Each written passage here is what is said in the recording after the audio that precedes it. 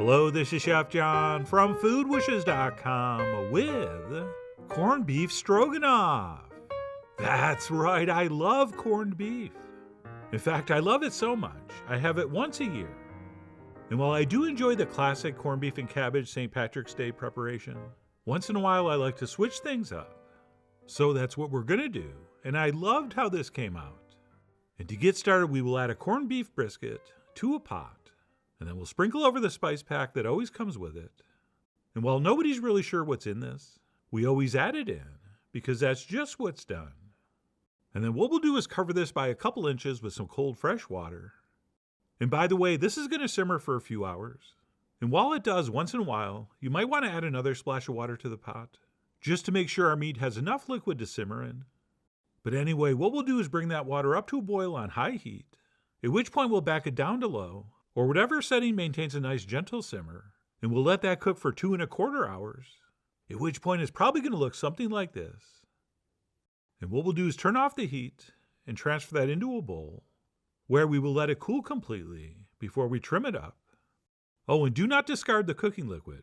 We want to reserve about a cup of that to use in our sauce. And in the spirit of full disclosure, I did this step the day before, so the meat would be nice and cold, which makes it very easy to trim. And by trim, all I mean is cut off the surface fat. And yes, I am going to remove most of it. But you can leave a little bit on there if you want. All right, that is between you and your cardiologist. And once that's been accomplished, and we're dealing with just mostly meat, we will find the direction the fibers of the meat are running.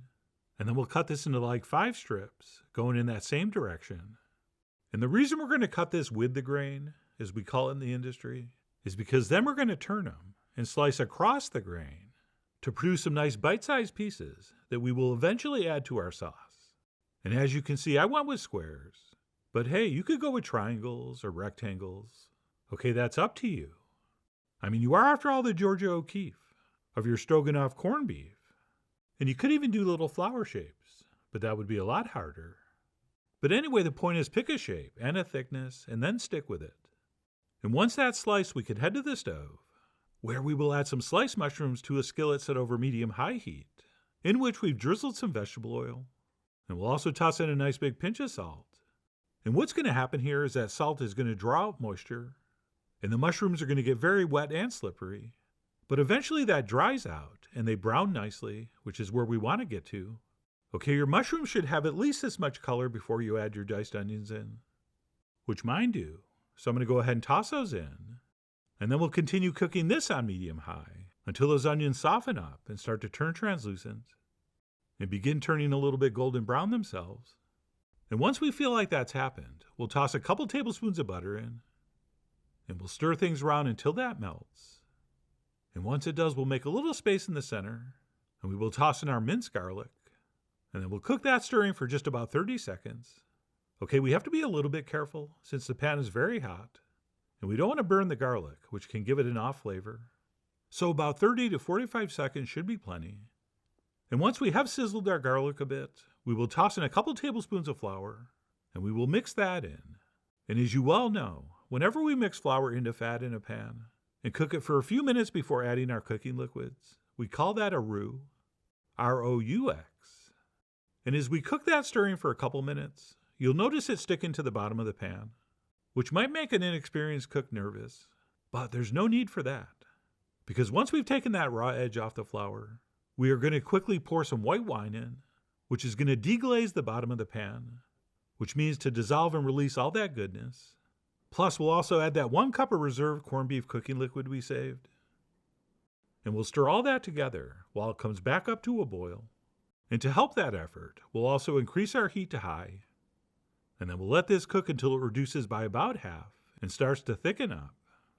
And while that's happening, we can go ahead and toss in our freshly ground black pepper and maybe a few shakes of cayenne. And believe it or not, that's pretty much the only seasonings we're going to go with here. Right, the corned beef, of course, is highly seasoned, so I don't really think we need anything else, including any more salt. But of course, we'll adjust later if we have to. And that's it. After a few minutes of cooking, stirring, and reducing, our mixture will have thickened up. And once that happens, we'll dump in a couple cups of beef broth, and then we'll stir that in and let this continue to cook and reduce until the mixture thickens up again. but not too thick. I mean, you can, if you want, make this really thick, but I don't want the sauce to be too heavy since it is very rich.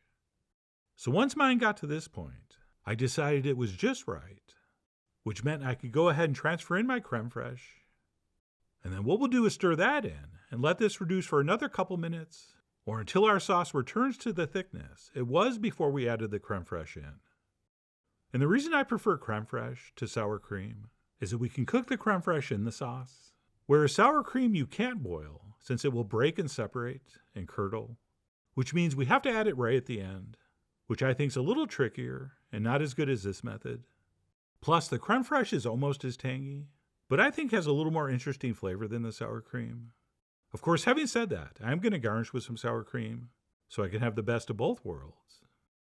And that's it. Once we're happy with the texture of our sauce, we'll reduce our heat to medium-low, and we will transfer our sliced corned beef in, and we'll poke those pieces down below the surface, or as close as we can get. And that's it. As soon as our meat is heated through, and we're happy with the texture of the sauce, and of course the seasoning level, which you will check, our corned beef stroganoff is pretty much ready to serve up. Although before we do, I'm going to take a spoon and give it a stir, so I can kind of tease some of the mushrooms up on top, just to kind of show those off and give this a little more enticing appearance. So that's what I did before I served this up. And then I decided to garnish with some freshly chopped dill, which I thought would work great with all these ingredients, especially that sour fermented cream. And that's it. I grabbed a spoon and went in for a taste. And I had a feeling all these things were going to taste amazing together. But until you actually try it, you really don't know. And I'm very happy to report my assumptions were correct. And I thought this worked really, really well.